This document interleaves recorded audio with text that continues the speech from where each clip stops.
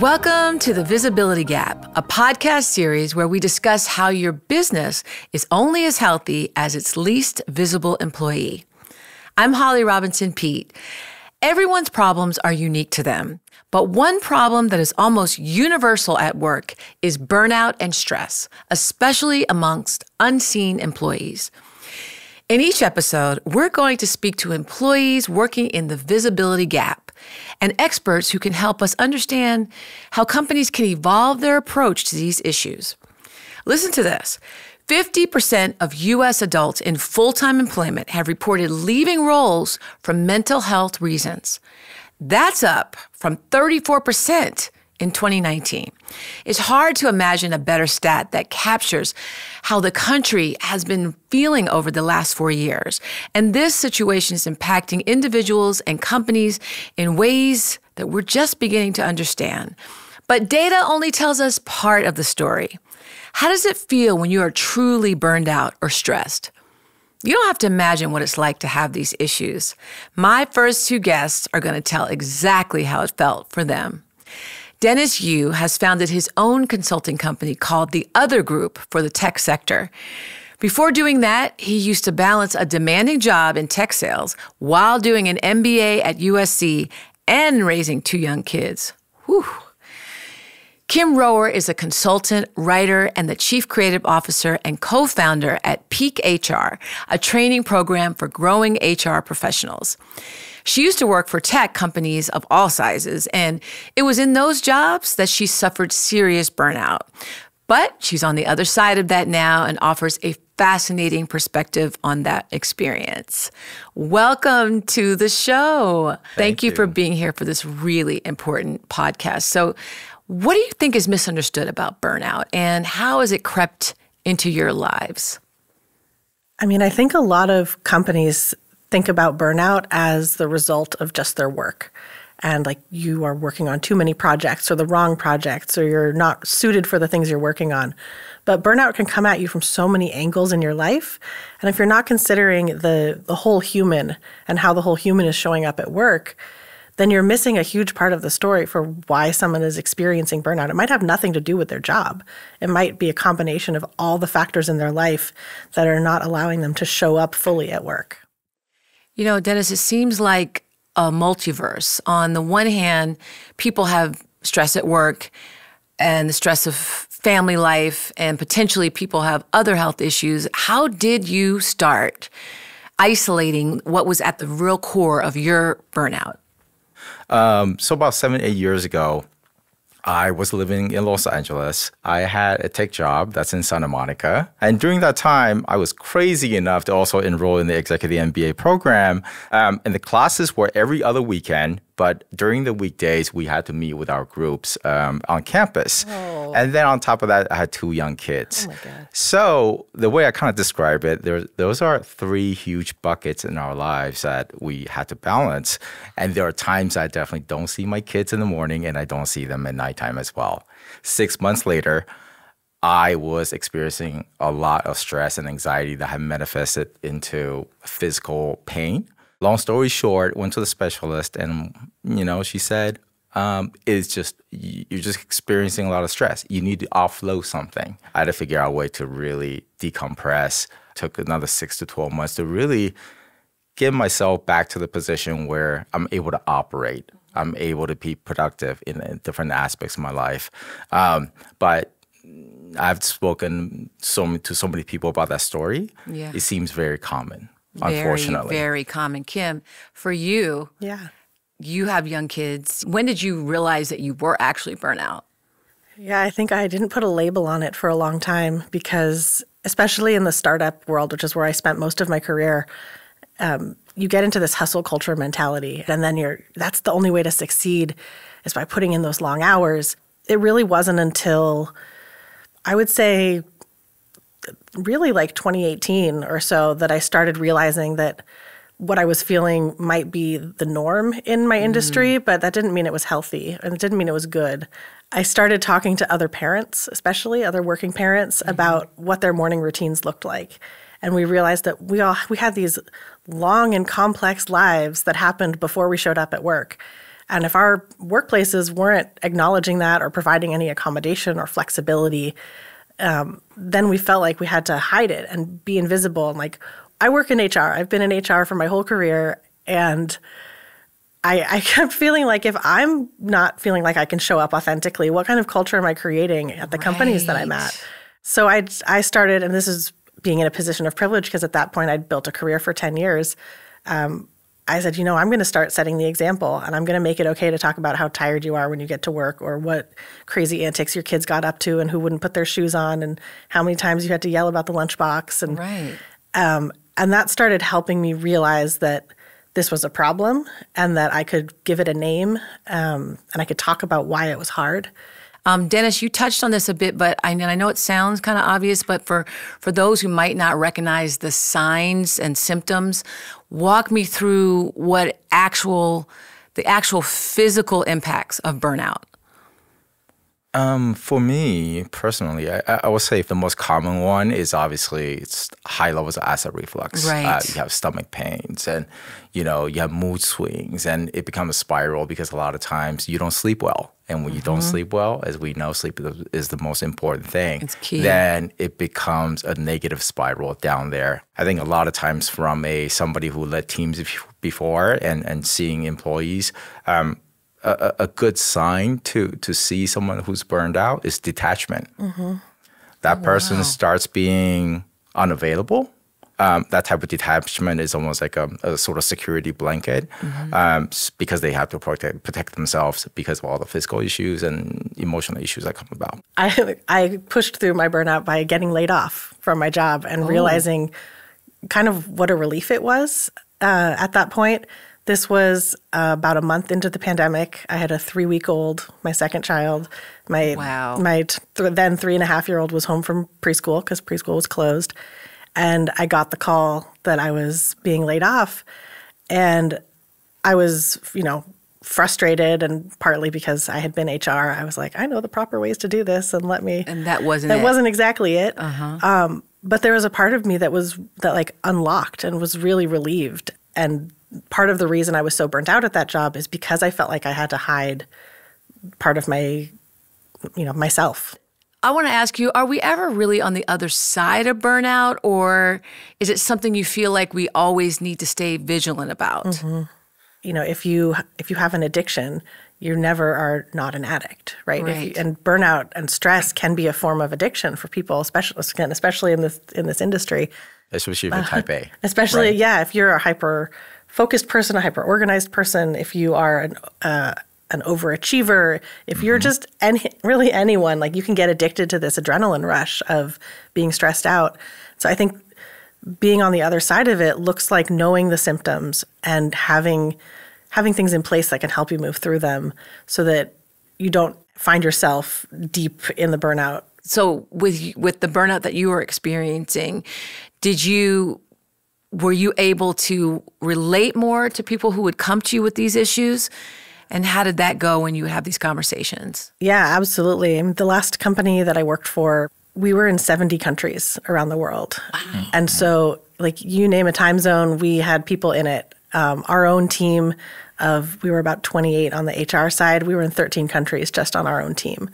And so, and me being on the West Coast in California, I was always the last to sign on for the day because everyone else is in Europe and Asia and East Coast. And I would wake up in the morning and feel this flood of oh my God, I'm late. I'm catching up. I have to check my email before I get out of bed because I'm already missing.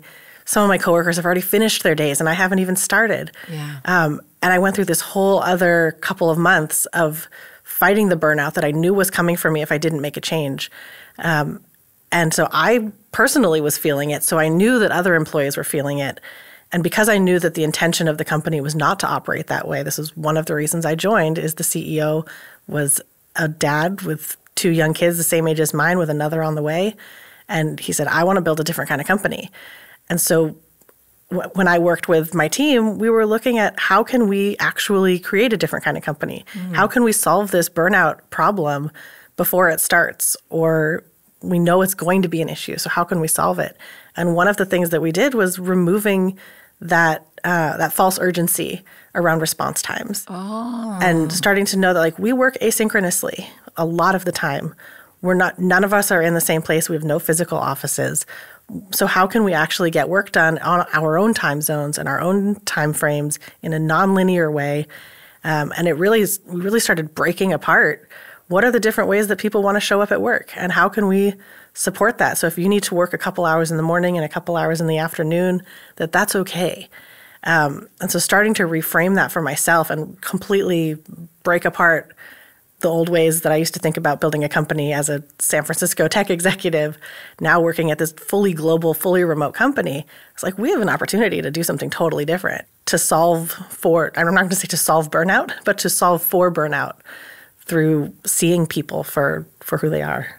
The topic of mental health and also treatment or the way that people operate may be very differently culturally. Yes. I'm just curious how you guys navigate that because well, again, it's about seeing who are your employees and where are they? I mean, we would advise clients for the same things, but understanding the cultural norms of where you are is one thing, but understanding each individual person and what they need is another. So we really tried to create an operating system and a company culture that was flexible for people, not just based on their work style of their company or their country that they're in, but their own individualized work style. What would you say, Dennis, to people who might be in the throes of burnout, like right now? How do they heal?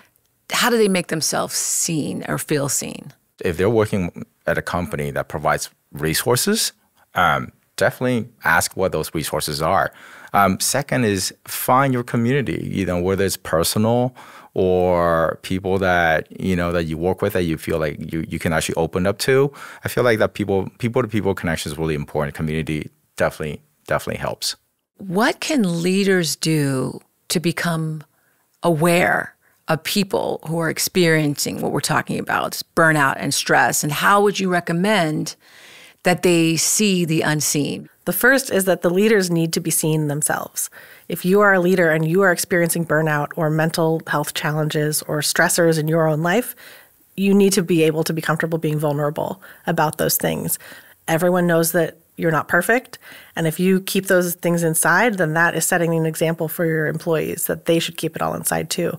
The more visible you are, the more supported your employees will feel. But every individual leader, whether you're managing a team directly or you're overseeing a large function, you are in a position of power and privilege that your employees are not in. And you can't trust that your employees will come to you openly and say, hey, I'm feeling burnt out, or I'm totally stressed, because they're worried about their jobs, they're worried about a million things. So you as a leader have to be proactive in fostering that sense of psychological safety.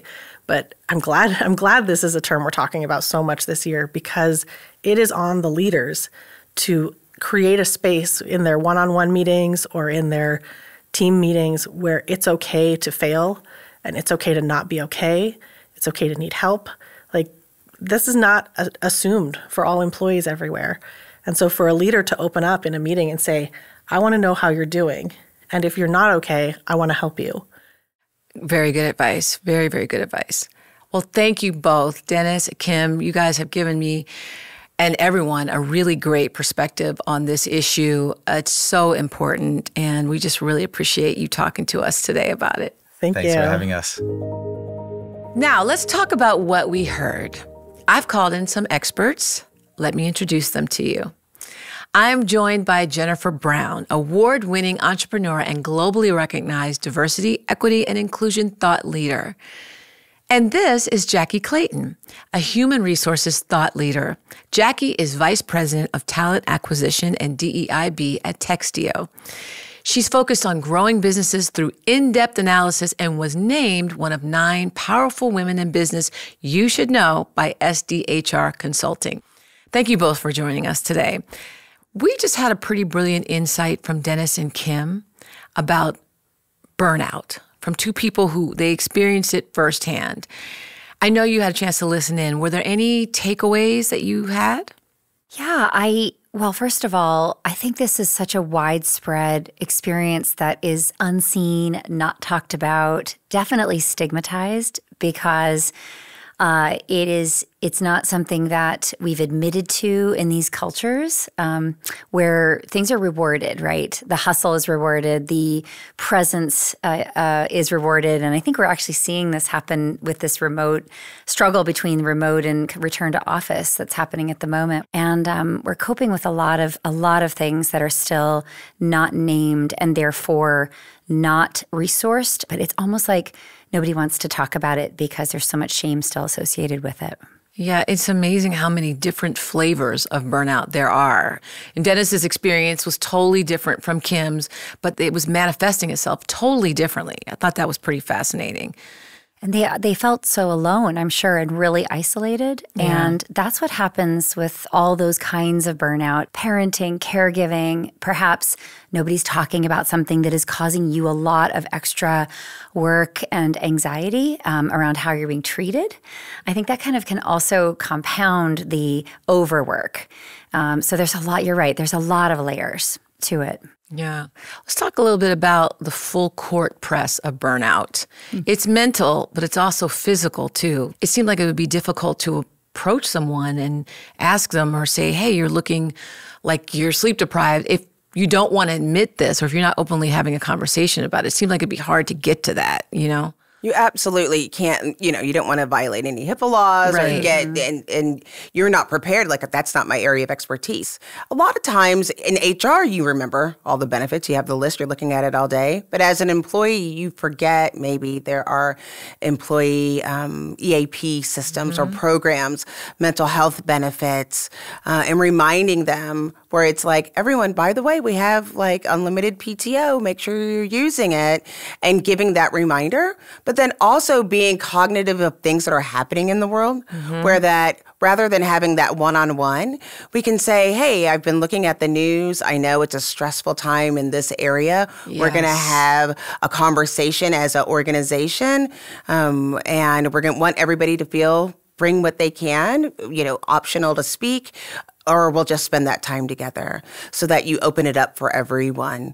What do Gen Z, I have some at home, and younger generations have to look out for? Will they be impacted the same way as older generations, you think, with this burnout situation? I think so. I have a couple too. And it's because they don't even know what they're working for. It seems like when you're just getting started, they teach people this is your job, but what is the work? Like, they don't understand the impact right away. And there's so much expectation. We've started hiring people for who they are rather than what they can be. And so we're starting them on burnout. We're already looking for the experience. We're already looking for them to be top in their school or have all of this work. Before, in prior years, we used to hire people for what we thought was next in their career. And now we perpetuate that. It's really interesting. That's a really unique perspective. I had never heard it put that way. Would redefining what productivity means in business perhaps help address this issue? Yeah, I think, Dennis's story is really poignant too. And Jackye, we were talking about some of us need to be so vigilant about our jobs. So somebody in, Dennis's position, might sort of say, I'm this and I'm this. I might be burned out, but I'm also an Asian male. Others might say, I'm LGBTQ plus, but it's something that maybe people don't know about me. So the sources of these burnouts are sometimes these things that we're afraid of that make us less than right out of the gate. And then we are extra vigilant trying to prove ourselves every day being 150% because we are anticipating that we're going to be thought less of just because of who we are. And the younger generation is not going to see it that way. They're very proud of their identities. It's really interesting to see generational differences happen and a certain pride. And I'm not sure they're going to be carrying the same kind of burden related to that and be that 150%. I think there's going to be a very different choice that happens there. Jackye, what are you curious about in this space? Are there any lessons that have stood out in the diversity and inclusion community for you? I don't think when you look at people that are in the majority group, they may not have noticed They don't know the additional burden that's already there, where I'm doing it for myself, my family, but I'm also doing it for the culture. Yes. And there's so many times where we're doing it to ourselves and realizing that we need to start setting our own definition of what success looks like. So how does a company manage needing to get stuff done, reaching their goals, and at the same time, try not to overwork or overlook the needs of people's health? I mean, it's kind of an interesting balance. I mean, there's so much change happening that I think some burnout can be that uncertainty of where do I stand? And that is unfortunately, with us, and I'm not sure it's going to smooth out anytime soon. So people's direct manager and team have so much to do with their sense of, I think, feeling seen and heard in all the life phases that they may be going through, which, by the way, vacillate. So I think the best leaders, even remotely, you can do this checking in with people and building enough psychological safety and trust to get the truth from folks about, really, how are you feeling? How are you doing? I really want to know. How could I support you differently? Are you feeling exhausted? Are you feeling energized? I think the nature of work, too, we all know what it's been like to be in the wrong role and feel that it's a grind because it's not optimizing our strengths and our zones of genius either. So I do think there is such a thing as not having enough, team to support you, but also recognizing, being dedicated to people finding the best role for them and really optimizing what comes easily to them. How responsible would you say are companies in just tending to employees as full, complete human beings? Where are we with this? Well, I think it's something that we're seeing more and more. And we were talking earlier about, we are dependent on our organizations. We use them for our community service. They tie us into what's going on within our communities. We use them for sometimes our entertainment or, lunches and all these things that we bring together. But you want to make sure that you are giving them an opportunity to be their best and give them adequate resources to be able to take care of themselves. Very, very good point. Can the burnout recognize the burnout? I mean, I'm thinking about leadership here, right? I mean, if you're a leader and you are burnt out, we touched on this a little bit earlier, but if you're a leader and you're already in burnout mode, can you compassionately recognize yourself, basically, in your employee? And how does that go? Could say, save yourself. It's too late for me. Run. Well, but it's so much easier to see things in other people, isn't it? Right? It sure is. And don't we need someone to point things out? And it's such a loving moment. Sometimes it's the kindest thing you can do to say to somebody, I've seen you be amazing and to really shine. And, I'm wondering, your light is a little dim. And, but coming from this place of appreciating what somebody looks like when they're lit up, what somebody looks like when they're rested, and offering to help. I do think work needs to be reapportioned. I think we really need to rethink what's delegated, what's assigned, how long things take, when they need to be done, when they must be done. And smarter, not harder, this generation is incredible in terms of their problem solving, their use of tech. So I also do think there's a way for all of us, all generations, to really do things differently and leave it to the people to brainstorm how to get things done in a different way. Because I do think it's broken. It's been broken. It's been a very inefficient system, I think, the workplace. And so much has changed, but our processes haven't. We have to figure that out. And if it means, more people to kind of split tasks up and to share, I love those ideas. I don't know why we don't see more flexibility in terms of roles and sharing. And this is the collaborative generation that's coming in. They know how to do this. And we're not really leaning on the way the world is changing and benefiting us in this way. Do you agree, Jackye? I do. And when you talk about seeing how you can burn out, we know that this is possible, right? One of the things that I think is really important that we implemented at my company was shared days off. The reason it's a shared day off is that it's required for the entire company to take the day off because people were taking days off And then some people were at work calling the people that were off. Interesting. And so now the whole company shuts down once a month, where it's a shared day off, because just in case you don't see that burnout that you were talking about, we're all taking the day off, and you can't call me because I'm off too. And so it enabled people to see those pieces because, again, it's really hard. But I also think people are voting with their feet. If they don't feel safe enough to have the conversation, kind of back to what we were just discussing, they aren't feeling supported and they don't have those pieces, and they can't feel like they stand up for themselves, they'll just quit. Wow. This whole series is about invisible things impacting people's lives and companies. But it's clear that unmanaged stress isn't invisible. So in your experience, how have you seen it physically impact people and impact an organization's bottom line?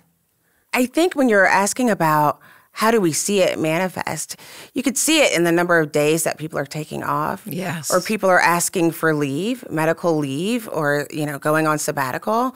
And then it does affect the overall organization when you're like, well, what's going on? Because, of course, those are things that people aren't talking about. If they were taking their whole family to Disney World, we would talk about it. And people are missing. And so it affects the overall morale. And you only have so much room to think about things at work. I'm doing my job, and then my family, and then my home. And then now I'm thinking about this person, and why aren't they here, and what's going on with the organization, and are we in trouble? And so it manifests itself in all of these different ways, and especially in remote environments when we aren't able to see with our eyes. We know how bias works. People are making up these stories and then sharing them around the organization, and then the next thing you know, nobody's getting work done. Well, the studies have shown, the covering research that Kenji Yoshino does with Deloitte, it measures the invisible cost of not feeling fully seen in the workplace and the diminishment of the sense of self for people. If our employees are feeling really depleted because of fear, psychological safety, imposter syndrome, caregiving and parenting that's not supported, they are kind of fragmented and they're just not going to be loyal. They have no bandwidth left to be creative. And creativity is the engine for business. And so when leaders think this is optional, I always say, this is literally the discretionary effort that you are not caring about, that you could be getting from people when they're rested, when they know there's a solid foundation, safety net, when they know there's going to be flexibility for them through life, and they want to give more. Well, thank you very much. This has been an awesome conversation. Spending time caring about the time people have seems so vital. And I really appreciate the insights that you've brought here today. Jackye and Jennifer, thank you so much. This series is meant to help us get curious about the things in people's lives that are invisible in the workplace, like how stress and burnout look different for different people. And it's not something that only affects your mental health, but your physical health too. When we become more aware of the people around us, we start to better understand the challenges they face. Empathy, insight, and awareness, that's how we can see the unseen. And it's how we can make our businesses healthier too. I'm Holly Robinson Peete, and this has been The Visibility Gap.